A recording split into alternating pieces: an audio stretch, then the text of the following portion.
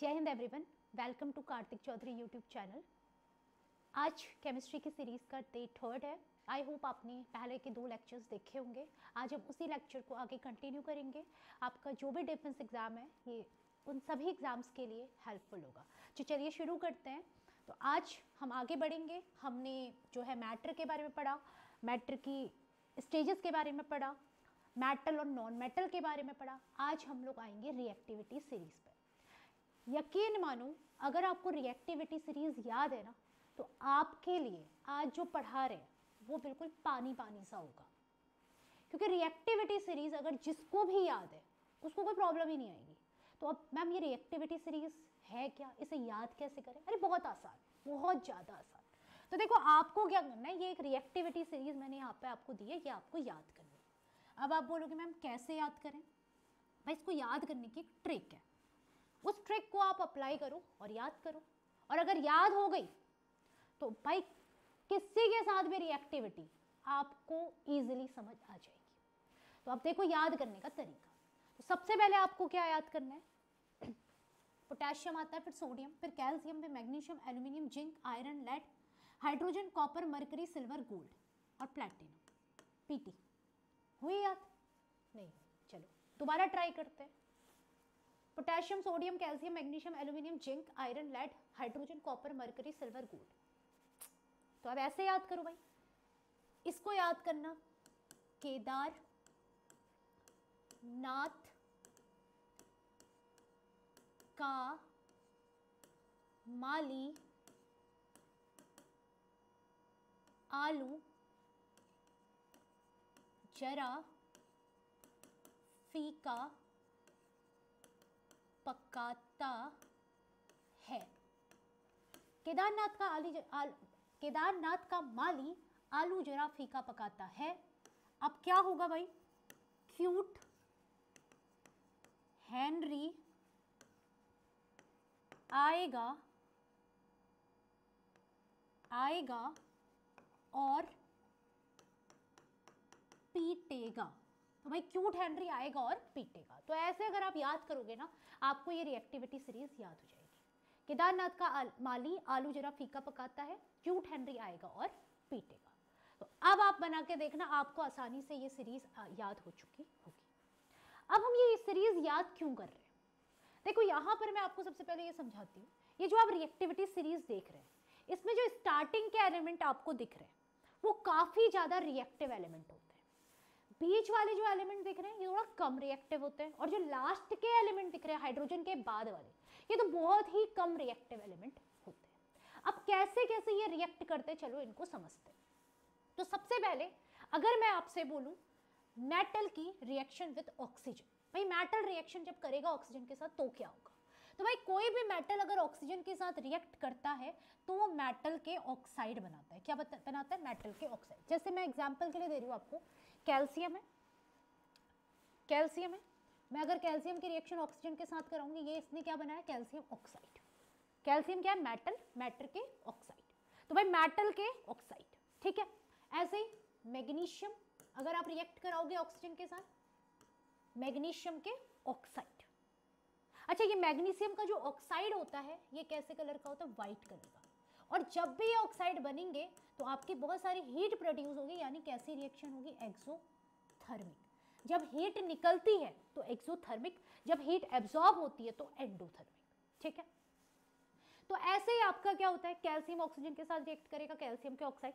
यानी कि कोई भी मेटल अगर ऑक्सीजन के साथ रिएक्ट कर रही है तो वो मेटल के ऑक्साइड्स बनेगी। ऐसे एक और एग्जांपल लो, कॉपर ऑक्सीजन के साथ अगर रिएक्ट करता है तो कॉपर के ऑक्साइड बनाता है। और याद रखना, ये जो कॉपर ऑक्साइड होता है ये ब्लैक कलर का होता है।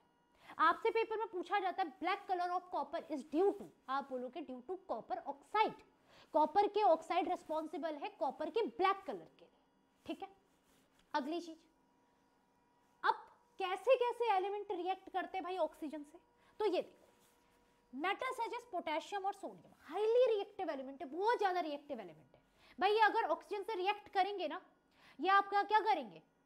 अपने रिस्पेक्टिव ऑक्साइड्स बनाएंगे और बहुत ज्यादा हीट प्रोड्यूस होगी, हाईली एक्सोथर्मिक रिएक्शन होगी, बहुत ज्यादा हीट प्रोड्यूस होगी।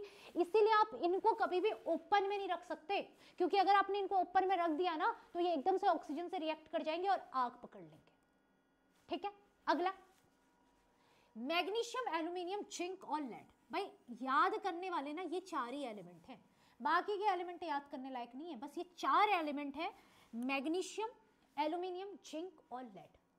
अब मैग्नीशियम, एल्यूमिनियम, जिंक और लेड की बात करूं मैं, तो भाई ये क्या करते हैं, ये ऑक्सीजन से रिएक्ट करते हैं और अपने ऊपर एक ऑक्साइड की लेयर बना देते हैं, अपने ऊपर एक ऑक्साइड की लेयर बना देते हैं, ऑक्सीजन से रिएक्ट करते ही अपने ऊपर एक ऑक्साइड की लेयर बना देते हैं, जिसके वजह से इनमें फर्दर ऑक्सीडेशन नहीं हो पाता, और फर्दर ऑक्सीडेशन नहीं हो पाता तो ये मेटल खराब नहीं होते, इस वजह से ये मेटल आपके खराब नहीं होते। तो आप लोगों ने सुना होगा कि गैल्वेनाइजेशन में हम जिंक का प्रयोग करते हैं। कारण क्या है जिंक का प्रयोग करने का, क्योंकि जिंक जब ऑक्सीजन से रिएक्ट करता है अपने ऊपर एक ऑक्साइड की लेयर बना देता है, और जिंक में फर्दर ऑक्सीडेशन नहीं हो पाता, यानी जिंक खराब नहीं होता। तो याद रखिएगा, मैग्नीशियम, एल्यूमिनियम, जिंक और लेड ये रिएक्ट करते ही ऑक्सीजन से अपने ऊपर ऑक्साइड की एक लेयर बना देते हैं, जिसके वजह से इनमें फर्दर ऑक्सीडेशन नहीं हो पाता, यानी कि ये मेटल खराब नहीं होते। अगला आयरन। भाई देखो, आयरन आपको पता है इजीली ऑक्सीजन से रिएक्ट नहीं करता, अगर आप बाहर खुला भी छोड़ के रख दो नहीं करेगा, जब बहुत ज्यादा हीट सप्लाई करोगे तब जाके वो आयरन के ऑक्साइड्स बनाएगा, बहुत ज्यादा हीट चाहिए। ठीक है, लेकिन अगर मैं आयरन की रॉड को जला रही हूँ, आयरन की रॉड आग नहीं पकड़ेगी, लेकिन वहीं पर मैंने आयरन की फिलिंग, आयरन की डस्ट को जला दिया, वो आग पकड़ लेगी। क्यों? क्योंकि डेंसिटी का फर्क आ गया।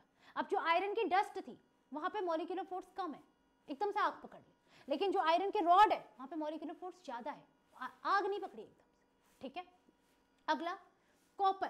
भाई कॉपर के ऑक्साइड आपको मैंने बता दिया ब्लैक कलर के होते हैं, कॉपर ऑक्सीजन से रिएक्ट करता है, बट ऑक्सीजन वहां पे आपको सप्लाई ज्यादा देनी पड़ेगी। कॉपर के बर्तनों में खाना बनाते हैं, खाना बनाते हो ना, चूल्हे जलाते हो, लकड़ियां जलाते हो, फिर कॉपर के बर्तन रखते हो और आप देखते हो कॉपर काला काला हो जाता है। क्यों हुआ? क्योंकि आपने बहुत ज्यादा ऑक्सीजन दी, और कॉपर में अगर ऑक्सीजन से रिएक्ट करेगा तो कैसा कलर हो जाएगा भाई? ब्लैक कलर हो जाएगा। तो black colour of copper is due to copper oxide. Gold और सिल्वर, प्लैटिनम, ये ऑक्सीजन के साथ रिएक्ट नहीं करते। चलो एक बार रिएक्टिविटी सीरीज को देखते हैं और यहां से समझते हैं। पोटेशियम, सोडियम, कैल्शियम ऑक्सीजन से रिएक्ट करेंगे। पोटेशियम और सोडियम बहुत ज्यादा तेजी से रिएक्ट करते हैं, बहुत ज्यादा हीट प्रोड्यूस करते हैं। कैल्शियम उतनी ज्यादा हीट प्रोड्यूस नहीं करेगा, बट बरोबर रिएक्ट करेगा, बढ़िया वाला रिएक्ट करेगा। Magnesium, aluminium, zinc, magnesium, aluminium,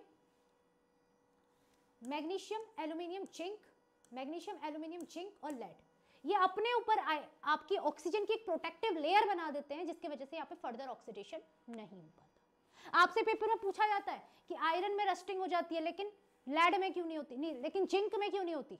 जबकि जिंक ज्यादा रिएक्टिव है। क्यों नहीं हो रही? क्योंकि जो जिंक है वो ऑक्सीजन के साथ रिएक्ट करके एक ऑक्साइड की लेयर बना दे रहा है, उसमें फर्दर ऑक्सीडेशन नहीं हो पा रहा, लेकिन आयरन में ऐसा नहीं होता। ठीक है, ऐसे ही कॉपर ब्लैक कलर का, मरकरी भी ऑक्साइड्स बनाता है, ज्यादा ऑक्सीजन की सप्लाई करनी पड़ती है, तो ये आपकी ऑक्सीजन के साथ रिएक्टिविटी है। और यहाँ पर याद करने लायक कौन है? ये 4, मैग्नीशियम, एल्यूमिनियम, जिंक और लेड, ये आपको चारों के चारों याद रहने चाहिए। अब अगला देखो, वाटर के साथ रिएक्टिविटी। भाई देखो सिंपल है, मेटल अगर वाटर के साथ रिएक्ट करेगा, मेटल के ऑक्साइड बनाएगा और बाद में हाइड्रोक्साइड्स बनेंगे। सिंपल बात है, बाद में क्या बनेंगे? हाइड्रोक्साइड। जैसे कैल्शियम है, वाटर से रिएक्ट किया, कैल्शियम के ऑक्साइड बनाया, बाद में फिर ये वाटर के साथ रिएक्ट करेगा, कैल्शियम के हाइड्रोक्साइड बना लेगा।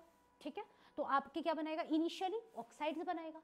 अब रिएक्टिविटी कैसे होती है, अब इसको समझना बहुत मजेदार है, आराम से समझिएगा। तो सबसे पहले तो हम यहाँ पे रिएक्टिविटी सीरीज लिखते हैं, जो अभी अभी हमने याद करी है। केदारनाथ का माली आलू जरा फीका पकाता है, क्यूट हेनरी आएगा और पीटेगा। अब रिएक्टिविटी देखना, वाटर के साथ। किसके साथ रिएक्ट करा रहे हैं हम यहाँ पे हम करा रहे हैं वाटर के साथ। लिख लो यहाँ पे, वाटर के साथ हम यहाँ पे रिएक्ट करा रहे हैं। तो अब देखो कैसे कैसे, कौन कौन क्या क्या कैसे कैसे रिएक्ट करेगा।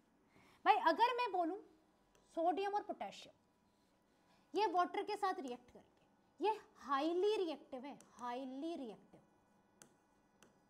और ये जैसे ही वाटर के साथ रिएक्ट करेंगे ये आग पकड़ लेंगे। और आग किसके वजह से आई? हाइड्रोजन गैस लिबरेट हुई। कौन सी गैस लिबरेट हुई? Hydrogen gas. और हाइड्रोजन गैस लिबरेट होते ही ये क्या करेंगे? Catch fire. इसीलिए आप इनको पानी में भी डुबा के नहीं रख सकते। तो भाई पोटेशियम और सोडियम ना ऊपर में रख सकते हो ना पानी में डुबा के रख सकते हो, इसीलिए हम इनको किस में रखते हैं? कैरोसिन ऑयल में रखते हैं। ठीक है, अगला अब बात करते हैं भाई, अगर मैं यहाँ पे बोल रही हूँ ना कि वाटर के साथ रिएक्ट कर रहा है पोटेशियम और सोडियम, ये ठंडे पानी के साथ रिएक्ट कर जा रहा है, ये किस पानी के साथ?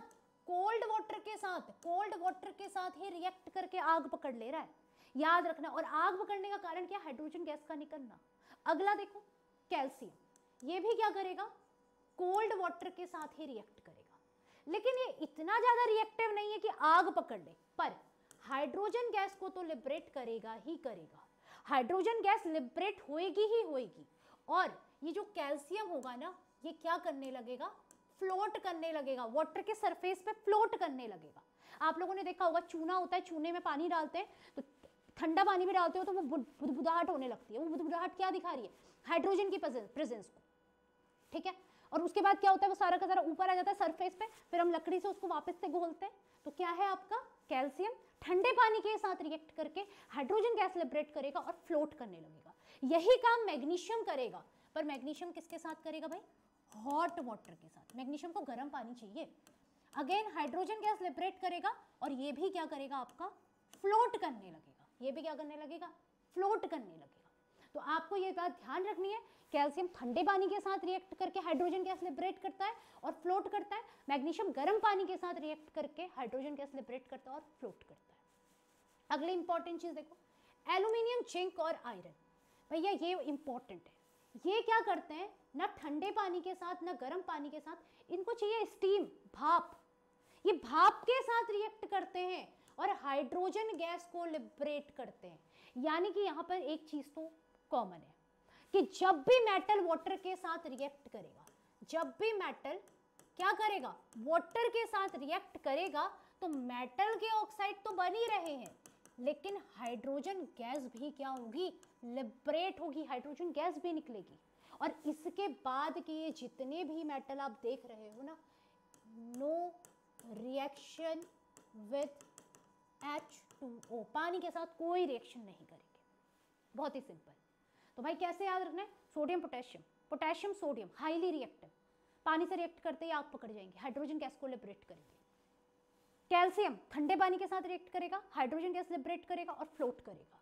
मैग्नीशियम गर्म पानी के साथ रिएक्ट करेगा, हाइड्रोजन गैस लिबरेट करेगा और फ्लोट करेगा। एल्यूमिनियम, जिंक, आयरन स्टीम के साथ रिएक्ट करेंगे और क्या करेंगे? आपका हाइड्रोजन गैस को लिबरेट करेंगे और फ्लोट करेंगे। उसके बाद के कोई भी फ्लोट नहीं करेंगे, सॉरी, ये स्टीम के साथ रिएक्ट करेंगे और हाइड्रोजन गैस को लिबरेट करेंगे, और इसके बाद के कोई भी आपका वाटर के साथ रिएक्ट नहीं करेंगे। अब देखो पेपर में है, which one of the following metal does not react with cold water? भैया कोल्ड वाटर के साथ कौन रिएक्ट नहीं करेगा? आयरन। आयरन किसके साथ करता है? स्टीम के साथ। अच्छा, ग्लास, आपको सबसे पहली क्लास में पढ़ाया था, ग्लास क्या है? Non crystalline amorphous solid. क्या है? Amorphous solid, super cooled liquid है ग्लास। ठीक है, अब देखो यहाँ पे बोल रहा है a Kelvin thermometer and a Fahrenheit thermometer both give the same reading for a certain temperature. K equals to क्या होता है? डिग्री सेंटीग्रेड प्लस 273, और F इक्वल्स टू क्या होता है? 9/5 डिग्री सेंटीग्रेड प्लस 32। एक इक्वेशन ये हो गई, एक इक्वेशन ये हो गई, तो दोनों को इक्वल कर लो। Degree centigrade plus 273 equal 9/5 degree centigrade plus 32। अब इसको यहाँ ले आओ, कितना हो जाएगा ये? 5 degree centigrade plus equals to 9 degree centigrade plus 160। तो यहाँ पे आ जाएगा आपका -4 डिग्री सेंटीग्रेड। सॉल्व करना है आपका, यहाँ पे आ जाएगा 5, 0, 2 और 1, माइनस से माइनस कैंसिल, 3, 0, 1। तो आप आंसर लगा लेंगे भाई कहाँ पे होगा? डिग्री सेंटीग्रेड से 301 पे।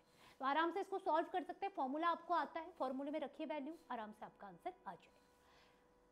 Which one among the following are correct symbol of element gold, tin और lead? सीरियस के पेपर का क्वेश्चन है, आपके पेपर में आया हुआ क्वेश्चन है, कौन सा करेक्ट सिंबल है? भाई आपको गोल्ड का तो पता है ना, AU अभी आपने पढ़ा था। टिन का क्या होता है? क्या होता है टिन का? SN। टिन का क्या होता है? SN। और लेड का क्या होता है? PB। तो लेड का क्या होता है? PB। ठीक है, तो आपको सिंबल भी पूछे जाते हैं, तो कम से कम 30 तक आपको याद होने ही होने चाहिए। ठीक है, अब देखो यहाँ पे which one of the followings are correctly match. Graphite आपने कल ही पढ़ा था, गुड कंडक्टर होता है हीट एंड इलेक्ट्रिसिटी का। सीजियम हाई मेल्टिंग पॉइंट, और डायमंड हार्डेस्ट सब्सटेंस। तो भाई आपसे बोल रहा है कौन सा करेक्ट है, तो देखो आपको पता है पहला करेक्ट है और आपको पता है तीसरा भी करेक्ट है। अब बात करते हैं हम दूसरे की।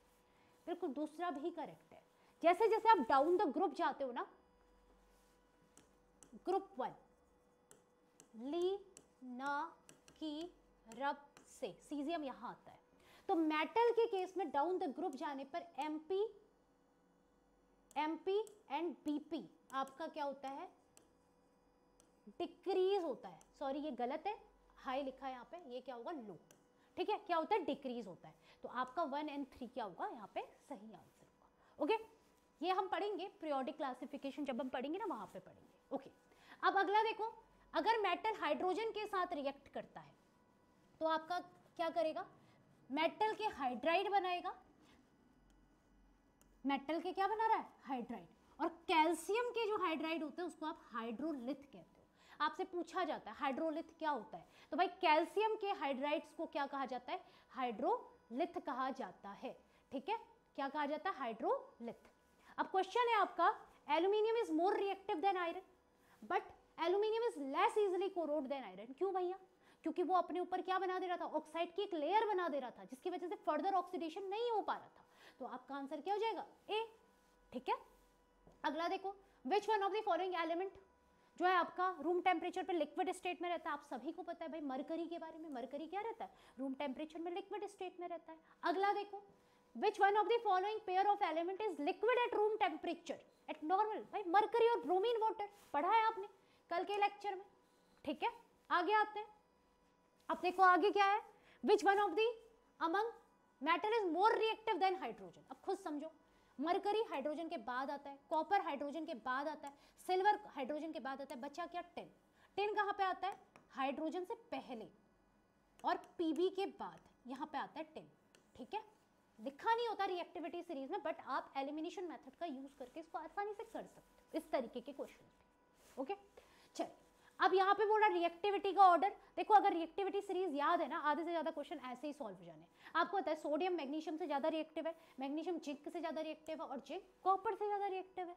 ठीक है, विच one of the following metal float in cold water. भैया कौन है कोल्ड वाटर में फ्लोट करता है, कैल्शियम। हॉट वाटर में कौन फ्लोट करता है, मैग्नीशियम। स्टीम के साथ कौन रिएक्ट करता है, एल्यूमिनियम, जिंक और आयरन, पढ़ा है आपने। ठीक है, आगे आते हैं। अब आते हैं हम एसिड के साथ। अब देखो मैं आपको यहाँ पे जो चीज बता रही हूँ समझना, जो मेटल होते हैं ना वो आपका क्या करते हैं, एसिड के साथ रिएक्ट करते हैं और क्या प्रोड्यूस करते हैं, सॉल्ट एंड हाइड्रोजन गैस। अब सॉल्ट का बनना यहाँ पे इंपॉर्टेंट नहीं है, यहाँ पे इंपॉर्टेंट है हाइड्रोजन गैस का लिबरेट करना। भाई मेटल जब भी एसिड के साथ रिएक्ट करेगा तो आपका हाइड्रोजन गैस लिबरेट करेगा। ठीक है, अब समझो एसिड मान लो, कौन से एसिड है, HCl है, H2SO4 है आपका, ठीक है, H3PO4 है, कोई भी एसिड के साथ रिएक्ट करे तो हाइड्रोजन गैस को लिबरेट करेगा। लेकिन chemistry is all about exception. बड़ी परेशानी होगी थी, अभी तक का कोई एक्सेप्शन आया नहीं था।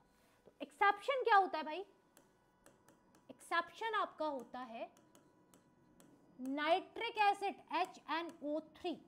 भाई जब भी नाइट्रिक एसिड, मेटल या नाइट्रिक एसिड क्या होता है, मेटल अगर नाइट्रिक एसिड के साथ रिएक्ट करता है तो हाइड्रोजन गैस को लिबरेट नहीं करता, या तो ये H2O बनाएगा या N2O बनाएगा, या NO2 नाइट्रोजन डाइऑक्साइड, या NO2 बनाएगा या H2O बनाएगा। कारण क्या है, अब कारण समझिए कि ऐसा क्यों हुआ कि हाइड्रोजन गैस लिबरेट नहीं हुई। तो हाइड्रोजन गैस लिबरेट नहीं होने का कारण ये होता है कि जो नाइट्रिक एसिड होता है ना, ये जो नाइट्रिक एसिड होता है is a strong oxidising agent. ये क्या होता है, स्ट्रॉन्ग ऑक्सीडाइजिंग एजेंट होता है। अगर हाइड्रोजन निकल रही होती है तो ये हाइड्रोजन को ऑक्सीजन प्रोवाइड कर देता है। ऑक्सीडाइजिंग एजेंट क्या होते हैं, जो दूसरे को ऑक्सीजन प्रोवाइड करे, तो हाइड्रोजन को ऑक्सीजन प्रोवाइड कर देता है, तो हाइड्रोजन गैस ना निकल के वहां पे वाटर बन जाता है। तो नाइट्रिक एसिड एक्सेप्शन है generally metal react with acid to produce या to liberate hydrogen gas, except nitric acid. अगर नाइट्रिक एसिड मेटल के साथ रिएक्ट करता है तो वो हाइड्रोजन गैस को लिबरेट नहीं करता, वो आपका या तो वाटर बना देगा या नाइट्रोजन डाइऑक्साइड बना देता है।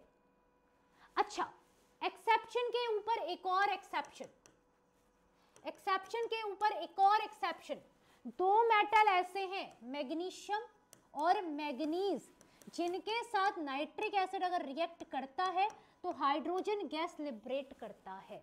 एक्सेप्शन के ऊपर एक और एक्सेप्शन आ गया कि भैया मैग्नीशियम और मैग्नीज दो मेटल ऐसे हैं जिनके साथ आपका नाइट्रिक एसिड रिएक्ट करता है और हाइड्रोजन गैस लिबरेट करता है। बट जो यहाँ पे आप नाइट्रिक एसिड लोगे ना वो बहुत ही ज़्यादा डाइल्यूट होना चाहिए, वेरी वेरी डाइल्यूटेड, मतलब उसमें 1% एसिड हो और बाकी आपका क्या हो, सारा पानी, 99% वाटर हो, तब जाके आपका हाइड्रोजन गैस लिबरेट होगी। तो ये सब चीजें यहाँ पे लिखी हुई हैं, देखो सबके साथ HCl, H2SO4, इन सब के साथ क्या हो रहा है, ये क्या कर रहा है, हाइड्रोजन गैस को लिबरेट कर रहा है। लेकिन नाइट्रिक एसिड हाइड्रोजन गैस को लिबरेट नहीं करता। क्यों नहीं करता? क्योंकि एक स्ट्रॉन्ग ऑक्सीडाइजिंग एजेंट होता है, ये H2 को ऑक्सीजन प्रोवाइड कर देता है और H2O बना देता है, और नाइट्रोजन ऑक्साइड, नाइट्रोजन डाइऑक्साइड ये बना देता है। ठीक है, अच्छा, दो मेटल ऐसे हैं मैग्नीज और मैग्नीशियम जिसके साथ नाइट्रिक एसिड अगर रिएक्ट करता है तो आपका हाइड्रोजन गैस लिबरेट करता है। बट कंडीशन क्या है कि यहाँ पे जो नाइट्रिक एसिड होना चाहिए बहुत ही ज्यादा डाइल्यूटेड फॉर्म में होना चाहिए। अच्छा, अब ये गोल्ड और सिल्वर जो है ना, गोल्ड सिल्वर ये किसी के साथ रिएक्ट नहीं कर रहे भाई, ऑक्सीजन के साथ नहीं कर रहे, पानी के साथ नहीं कर रहे, एसिड के साथ भी नहीं कर रहे, तो अब हमको क्या करना पड़ा, इसके लिए एक रॉयल वाटर बनाना पड़ा। भाई ये रॉयल लोग हैं, इनके लिए एक रॉयल वाटर बनाना पड़ा जिसको आप क्या कहते हो, एक्वा रेजिया। भाई एक्वा रेजिया क्या होता है, एक्वा रेजिया आपका मिक्सचर होता है HCl और HNO3 का 3:1, जहां पर HCl होता है 3 और HNO3 होता है 1, यानी कि अगर आपने 30 ml HCl लिया है तो 10 ml आप नाइट्रिक एसिड लोगे, यानी इसमें स्ट्रॉन्ग कौन है, नाइट्रिक एसिड। और ये दोनों ही कैसे होते हैं, कंसंट्रेटेड, दोनों ही कैसे होते हैं, कंसंट्रेटेड। तो कंसंट्रेटेड HCl और कंसंट्रेटेड नाइट्रिक एसिड, भाई नाइट्रिक एसिड का 1% ही इनफ है, लेकिन इसका आपको कितना लेना पड़ रहा है, 30%। समझो 30 ml, यहाँ पे 1 है, इतना यहाँ पे 10 ml, इतना इनफ है। तो आपको ये चीज ध्यान रखनी है कि नाइट्रिक एसिड यहाँ पर ज्यादा इंपॉर्टेंट है, ज्यादा स्ट्रॉन्ग है, वो गोल्ड और सिल्वर को ज्यादा डिसॉल्व कर रहा है। ठीक है, तो ये चीज आपको ध्यान रखनी है। ठीक है, एसिड के साथ समझ आ गया। अब देखो कौन सी करेक्ट स्टेटमेंट है पूछ रहा है, it is freshly prepared mixture concentrated HCl और नाइट्रिक एसिड, बिल्कुल। रेशियो 2:1, नहीं जी 3:1, गलत। इट कैन डिसॉल्व गोल्ड, भाई सही बात है, तो आपका आंसर क्या हो जाएगा, 1 और 3। ओके, तो हमने क्या क्या देखा, ऑक्सीजन के साथ रिएक्शन, हमने देखी वाटर के साथ रिएक्शन, हमने देखी एसिड के साथ रिएक्शन, हमने देखी हाइड्रोजन के साथ रिएक्शन। तो ये इंपॉर्टेंट रिएक्शंस हैं जो आपके पेपर में पूछी जाती हैं और आपको पता होनी ही चाहिए। अगला देखो, अगर मेटल किसी भी अदर मेटेलिक सॉल्यूशन के साथ रिएक्ट करे, अच्छा इस रिएक्शन को आप दूसरी रिएक्शन के नाम से जानते हैं, इसका नाम है डिस्प्लेसमेंट रिएक्शन, डिस्प्लेसमेंट रिएक्शन। अब इसमें होता क्या है, देखो डिस्प्लेसमेंट रिएक्शन में क्या होता है कि हाईली, जो आपका हाईली रिएक्टिव मेटल है वो लेस रिएक्टिव मेटल को उसके सॉल्यूशन से अलग कर देगा, यानी डिस्प्लेस कर देगा। हाईली रिएक्टिव जो आपका मेटल है वो लेस रिएक्टिव मेटल को उसके सॉल्यूशन से अलग कर देगा। अब जैसे देखो कैसे, समझो, आपको मैं यहाँ पे दो एग्जांपल दे रही हूँ। ठीक है, मेरे पास था कॉपर सल्फेट का सॉल्यूशन CuSO4 और एक सॉल्यूशन था मेरे पास आयरन सल्फेट का FeSO4। मैंने कॉपर सल्फेट के सॉल्यूशन में आयरन की एक नेल डाली और आयरन सल्फेट के सॉल्यूशन में कॉपर का एक वायर डाला। तो मैंने क्या देखा, ये जो रिएक्शन हुई, आपको पता है कि कॉपर कम रिएक्टिव है, आयरन ज्यादा रिएक्टिव, तो आयरन क्या करेगा, कॉपर सल्फेट को उसके सॉल्यूशन से अलग कर देगा, मतलब कॉपर को कॉपर सल्फेट के सॉल्यूशन से अलग कर देगा और खुद बना लेगा FeSO4 और कॉपर हो जाएगा अलग। लेकिन इस रिएक्शन में देखो, आयरन ज्यादा रिएक्टिव है, कॉपर कम, ये रिएक्शन पॉसिबल ही नहीं है। रिएक्शन नॉट पॉसिबल, ये रिएक्शन पॉसिबल नहीं है, ये आगे को नहीं होगी, नहीं रिप्लेस करेगा। अब एक और चीज समझना, अब ये जो कॉपर सल्फेट का हम यहाँ पे सोल्यूशन ले रहे हैं, सोल्यूशन मतलब वाटर मिक्स है इसमें, ये ब्लू कलर का होता है। किस कलर का होता है? ब्लू। लेकिन जैसे आपने इसमें आयरन की नेल डाली तो ये ग्रीन कलर का हो जाता है, लाइट ग्रीन कलर का। तो कलर क्या हो गया? चेंज हो गया। कलर क्या हो जाता है? चेंज। आयरन की नेल डिसॉल्व नहीं होगी, याद रखना, ये नहीं कि आयरन की नेल उसमें घुल गई, ऐसा पॉसिबल नहीं है। तो अब आपकी डिस्प्लेसमेंट रिएक्शन क्या है कि जब highly reactive metal less reactive metal को उसके सोल्यूशन से अलग कर देगा, वो डिस्प्लेसमेंट रिएक्शन है। अब इसके लिए भी आपको रिएक्टिविटी सीरीज आनी चाहिए। अगर आपको रिएक्टिविटी सीरीज पता है तो आपको पता है भाई कौन सा हाईली रिएक्टिव है, कौन सा लेस रिएक्टिव है। एक एग्जांपल और देखते हैं, ये देखो कॉपर और AgNO3, आपको पता है Ag के बजाय, सिल्वर के बजाय कॉपर ज़्यादा रिएक्टिव है, तो भाई रिएक्शन पॉसिबल है। लेकिन अगर मैं इसको उल्टा कर दूं, अब ये पॉसिबल नहीं है, ठीक है। तो आपका ये कौन सी रिएक्शन कहलाती है? Displacement reaction. इतना क्लियर है? चलो आगे बढ़ते हैं। अब देखो यहाँ पे दिया भी है, iron nail are dipped into blue copper sulphate solution after some time. Iron nail भाई क्या होगा? नॉट डिसॉल्व, बट कलर क्या हो जाएगा? ब्लू कलर डिस्चार्ज हो जाएगा, ग्रीन कलर आ जाएगा, ब्लू कलर यहाँ से चला जाएगा। Does not react with cold water, कौन सा कोल्ड वाटर के साथ रिएक्ट नहीं करता भाई? कैल्शियम करता है, पोटेशियम करता है, मैग्नीशियम किसके साथ रिएक्ट करता है? ये हॉट वाटर के साथ रिएक्ट करता है। रिएक्टिविटी सीरीज अभी आपको बताइए मैंने, ठीक है। आगे देखो, ये PCDS का क्वेश्चन है, consider the following statement, white powder of magnesium oxide is form. जब आप मैग्नीशियम की ऑक्सीजन से रिएक्शन कराते हो तो मैग्नीशियम ऑक्साइड का व्हाइट पाउडर बनता है, अभी आपको बताया था बनता है। It is an example of combustion, combustion तो हो रहा है, अगर आप मैग्नीशियम को ऑक्सीजन से जला रहे हो, कंबशन मतलब बर्निंग, तो भाई कंबशन का एग्जांपल है। अगला देखो, हीट एंड लाइट प्रोड्यूस, बिल्कुल बताया था आपको, यहाँ पे हीट प्रोड्यूस होती है, तो आपकी क्या हो जाएगी? तीनों की तीनों स्टेटमेंट सही हो जाएगी, ठीक है। मैग्नीशियम ऑक्साइड बनाएगा, हीट प्रोड्यूस होगी, लाइट भी प्रोड्यूस होगी, चमक आएगी उसमें, और ये किस कलर का होगा? व्हाइट कलर का होगा। हाईली एक्सोथर्मिक रिएक्शन है, ओके। अगला देखो, नॉन मेटल। भाई नॉन मेटल के ना ज़्यादा नहीं पढ़ना है, हम मेटल को पढ़ रहे थे कि मेटल अगर किसी के साथ भी रिएक्ट कर रहा था, चाहे एसिड हो, चाहे वाटर हो, चाहे ऑक्सीजन हो, हमारे लिए इंपॉर्टेंट क्या हो रहा था कि अगर वो ऑक्सीजन के साथ रिएक्ट कर रहा था तो क्या कर रहा था? कुछ लेयर्स बना रहा था, प्रोटेक्टिव लेयर बना रहा था, ये हम समझ रहे थे। जहाँ पे हमने पढ़ा वाटर के साथ रिएक्टिविटी, हमने ये देखा भैया हाइड्रोजन गैस को लिबरेट कर रहा था। वहीं पे हमने देखा एसिड के साथ रिएक्टिविटी, अगेन इंपॉर्टेंट हो गया कि भाई हाइड्रोजन गैस को लिबरेट कर रहा है, ठीक है। और जब एसिड में नाइट्रिक एसिड की बात आई तो हमने बोला हाइड्रोजन गैस को लिबरेट नहीं करता। क्यों नहीं करता?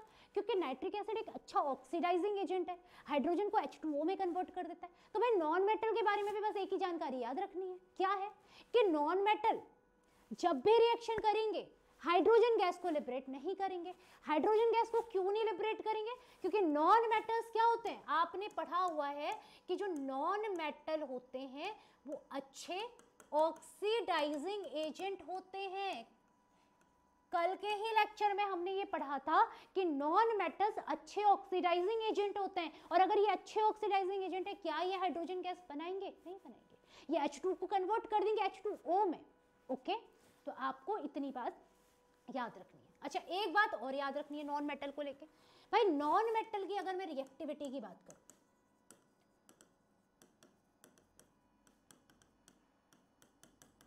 तो भाई नॉन मेटल ले लो, फ्लोरीन, क्लोरीन, ब्रोमीन और आयोडीन।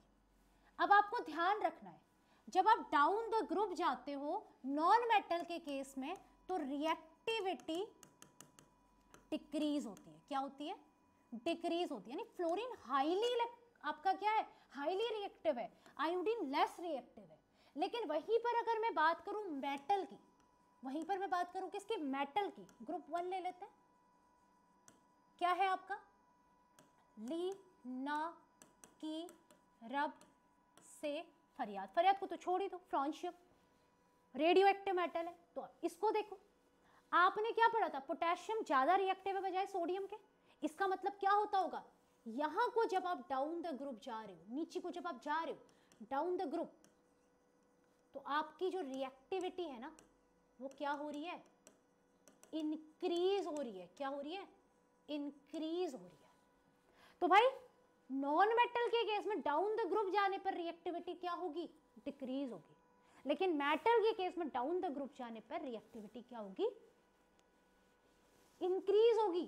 भाई पोटेशियम ज्यादा रिएक्टिव है बजाय सोडियम के, रुबिडियम और ज्यादा रिएक्टिव है, सीजियम और ज्यादा रिएक्टिव है, तो ये बात आपको ध्यान रखनी पड़ेगी, ठीक है। लेकिन वहीं पे बात करूं, सबसे ज्यादा रिएक्टिव कौन है, फ्लोरीन, फिर क्लोरीन, फिर ब्रोमीन, फिर आयोडीन। ये नॉन मेटल है, ये मेटल है, तो डिफरेंस आ गया। तो आपने क्या सीखा यहाँ पे, आपने ये सीखा कि जो आपके नॉन मेटल होते हैं उनमें डाउन द ग्रुप जाने में रिएक्टिविटी डिक्रीज होती है। तो अगर रिएक्टिविटी डिक्रीज हो रही है, मान लो अगर मेरे पास एक था HI प्लस मैं इसकी रिएक्शन कराऊं Cl से, तो आपकी ये डिस्प्लेसमेंट रिएक्शन होगी, यहाँ पे HCl बन जाएगा और I अलग हो जाएगा। तो यही तो चीज सिखाना चाह रही हूँ मैं आपको कि ये भी डिस्प्लेसमेंट रिएक्शन पॉसिबल है। आप देखोगे यहाँ पे ज्यादा रिएक्टिव कौन है, आपको पता है क्लोरीन ज्यादा रिएक्टिव है, तो अब क्या करेगा, क्लोरीन HI को HI के सोल्यूशन से अलग कर देगा, ठीक है। तो ये चीज आपको ध्यान होनी चाहिए। और नॉन मेटल अगर ऑक्सीजन के साथ रिएक्ट करते हैं, नॉन मेटेलिक ऑक्साइड बनाते हैं जो कि एसिडिक नेचर के होते हैं। आपने ये पढ़ा हुआ है, non metallic oxide acidic nature के होते हैं, नॉन मेटल एसिड्स के ऑक्साइड बनाते हैं, ये सब चीजें पढ़ी हुई हैं। बट आपको ये ध्यान रखना है, मेटल के केस में हमने देखा हाइड्रोजन गैस लिबरेट हुई, चाहे एसिड से रिएक्ट करवाए चाहे वाटर से रिएक्ट करवाए, और अगर हमने कंबशन किया यानी अगर हम ऑक्सीजन से रिएक्ट कराए तो हीट प्रोड्यूस हुई, लाइट प्रोड्यूस हुई। लेकिन वहीं पर नॉन मेटल के केस में हाइड्रोजन गैस नहीं प्रोड्यूस होगी। क्यों नहीं होगी, क्योंकि non metals are good oxidising agent. और दूसरा, मेटल में जब आप डाउन द ग्रुप जा रहे हो तो रिएक्टिविटी क्या हो रही है, आपकी इंक्रीज हो रही है। लेकिन वहीं पर नॉन मेटल में जब आप डाउन द ग्रुप जा रहे हो तो आपकी रिएक्टिविटी क्या हो रही है, डिक्रीज हो रही है। तो आपको आई होप इतनी बात समझ आई होगी और आप इतनी चीजों को अच्छे से पढ़ेंगे। और देखो ये आपकी पीरियोडिक टेबल है, यहाँ पे आपको दिख भी रहा है, ये देखो ये आपका फर्स्ट ग्रुप है, ये सेकंड ग्रुप है। लेकिन यहीं पे आ जाओ आप, ये ऑक्सीजन ज्यादा रिएक्टिव है सल्फर से, सल्फर ज्यादा रिएक्टिव है आपका फास्फोरस से, फास्फोरस ज्यादा रिएक्टिव है सिलिकॉन से। इस प्रकार से आपको यहाँ पे पढ़ना पड़ेगा, ठीक है। तो ये सब चीजें आपको याद होनी चाहिए, आपको ये बात पता होनी चाहिए, चाहे वो मेटल का केस हो चाहे वो नॉन मेटल का केस हो।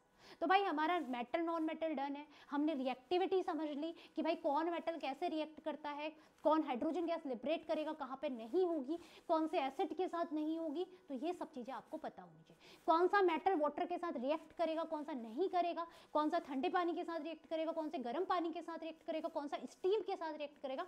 आई होप अब आपको ये सब कुछ क्लियर होगा और अब आप इतना जो है पढ़ के लिख के आएंगे। अब देखो, hydrogen is evolved by the action of cold diluted nitric acid. भाई किस में आता है, मैग्नीज और मैग्नीशियम। अभी आपको बताया था ये दोनों क्या है, एक्सेप्शन है, ठीक है। तो ये आपको पता होना चाहिए। तो इतना आई होप आप लोगों को क्लियर होगा और आप लोग इसको अच्छे से पढ़ के आएंगे। फिर हम डे 4 में आगे और इन कंसंट्रेशन पढ़ेंगे, मेटल्स के बारे में और ज़्यादा जानकारी लेंगे। तो इतना आप लोग अच्छे से पढ़ेंगे, प्रीवियस ईयर में जो भी आपके क्वेश्चंस आए हुए हैं उनको आप इनसे सॉल्व करेंगे। बाकी आपसे मिलते हैं अब अगले लेक्चर में, तब तक के लिए जय हिंद जय भारत।